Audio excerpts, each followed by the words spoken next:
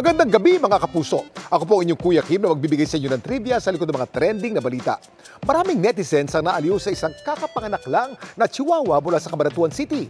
Matapos kupkupin at alagaan ang isang daga na tila napagkamalang isa sa kanyang mga tuta.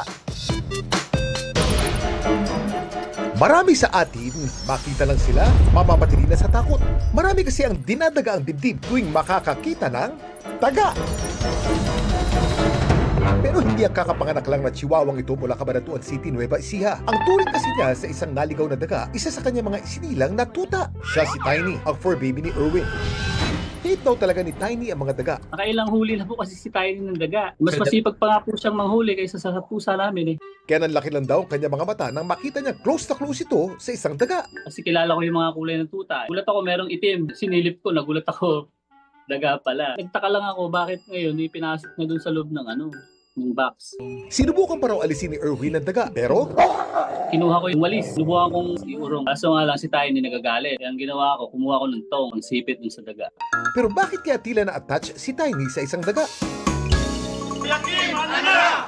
Ayon sa isang veterinaryo, may iba't ibang posibleng rason kung bakit napagkamalang tuta ni Tiny ang isang daga. Possible siguro, tagal nang bumibisita doon yung daga, makakaamoy na rin ng mga tuta niya. Yung mga nanay, nahihirapan sila na identify or akala nila part ng family rin yun. Kung lagi nilang nakikita, amoy or nakakamingkil. Maring resulta din daw ito kung paano pinalaki ang aso. Kahit pa yung mga hunting breed yan, kaya siyang itrain na kasama sila na hindi niya aatakihin.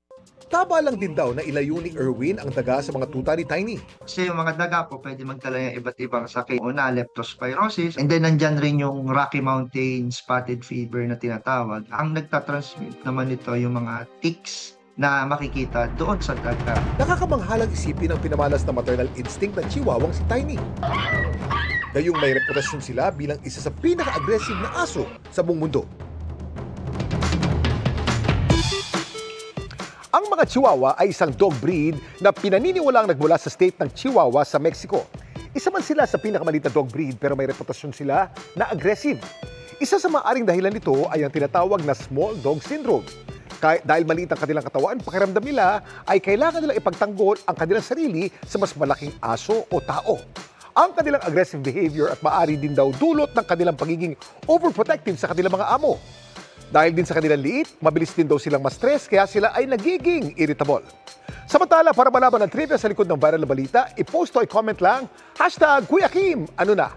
Laging tandaan, kimportante ang may alam. Ako po si Kuya Kim at sagot ko kayo 24 oras.